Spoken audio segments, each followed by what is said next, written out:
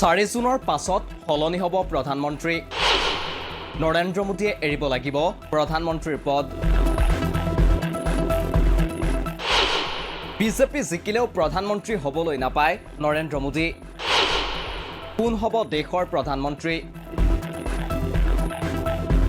যদি এইবাৰৰ নিৰ্বাচনত বিজেপি ক্ষমতাচ্যুত হয় তেনেহ'লে নৰেন্দ্ৰ মোদীয়ে স্বাভাৱিকতেই এৰিব লাগিব প্ৰধানমন্ত্ৰীৰ চকী। কিন্তু যদি বিজেপিও জিকে তথাপিও প্ৰধানমন্ত্ৰীৰ চকীত বহিব নোৱাৰিব নৰেন্দ্ৰ মোদী। आप गारंटी लिख के ले लो, नरेंद्र मोदी हिंदुस्तान का प्रधानमंत्री नहीं बनेगा।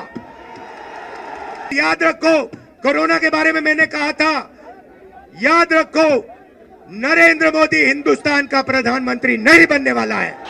मैं बीजेपी से पूछता हूं, आपका प्रधानमंत्री कौन होगा? आप लोग सोच रहे होंगे केजरीवाल क्या बात कर रहा है, मोदी जी होंगे। नहीं। কিয় প্ৰধানমন্ত্ৰী হ'ব নোৱাৰে নৰেন্দ্ৰ মোদী?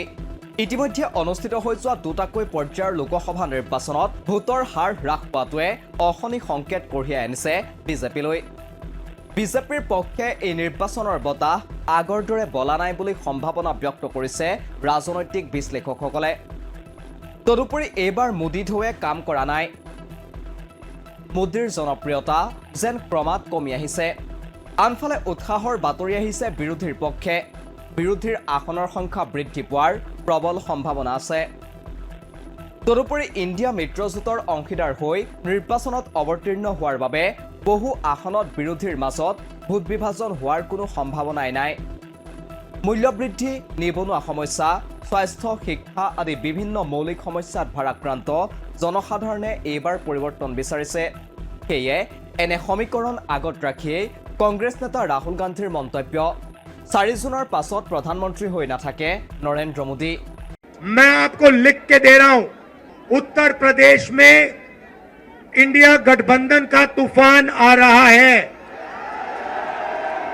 बीजेपी की सबसे बड़ी, देश में सबसे बड़ी हार उत्तर प्रदेश में होने जा रही है।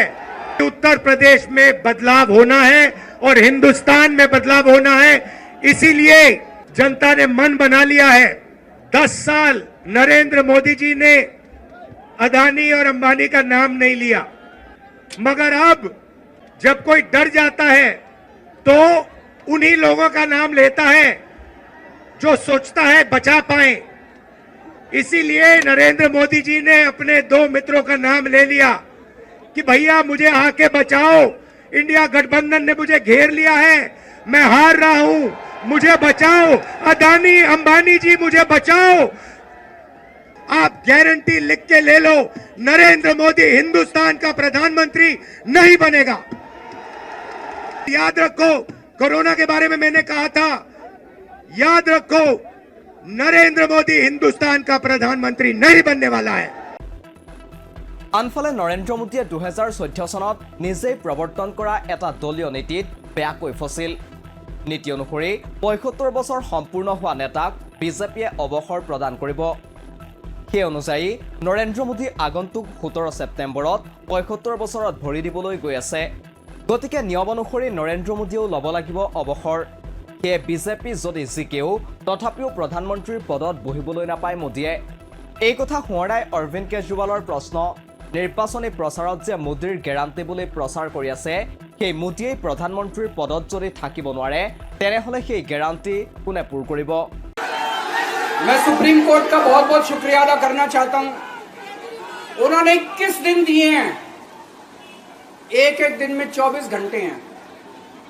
मैं एक दिन में 24 में से 36 घंटे काम करूंगा। पूरे देश भर में घूमूंगा इस तानाशाही को रोकने के लिए। दोस्तों, जितनी मेरे अंदर ताकत है, मेरा सब कुछ कुर्बान है देश के लिए। मेरा तन मन धन सब कुछ कुर्बान है मेरे देश के लिए। मेरे खून का एक एक कतरा मेरे देश के लिए, मेरे शरीर का एक एक कतरा, मेरी जिंदगी का एक एक पल मेरे देश के लिए। मेरे देश को बचाने के लिए मैं पूरे देश में जाऊंगा। दोस्तों, अब एक बहुत महत्वपूर्ण बात करने जा रहा हूं, उसको ध्यान से सुनना। ये लोग इंडिया गठबंधन से पूछते हैं आपका प्रधानमंत्री कौन होगा। मैं बीजेपी से पूछता हूं, आपका प्रधानमंत्री कौन होगा? आप लोग सोच रहे होंगे केजरीवाल क्या बात कर रहा है, मोदी जी होंगे। नहीं, मोदी जी अगले साल 17 सितंबर को 75 साल के हो रहे हैं। बीजेपी के अंदर मोदी जी ने 2014 में मोदी जी ने खुद ने रूल बनाया था कि बीजेपी के अंदर जो भी 75 साल का होगा उसको रिटायर कर दिया जाएगा। सबसे पहले आडवाणी जी को रिटायर किया गया, उसके बाद मुरली मनोहर जोशी जी को रिटायर किया गया, फिर सुमित्रा महाजन को रिटायर किया गया, फिर यशवंत सिन्हा को रिटायर किया गया। अब मोदी जी अगले साल 17 सितंबर को रिटायर होने वाले हैं। तो मैं बीजेपी से पूछना चाहता हूं, आपका प्रधानमंत्री का दावेदार कौन है? दोस्तों, अगले साल 17 सितंबर तक अगर इनकी सरकार बनी, तो उस पर भी आऊंगा मैं, अगर इनकी सरकार बनी तो पहले अगले 2 महीने में योगी जी को निपटाएंगे ये, और उसके बाद मोदी जी के सबसे खास अमित शाह को ये प्रधानमंत्री बनाएंगे। News desk report, the cross current.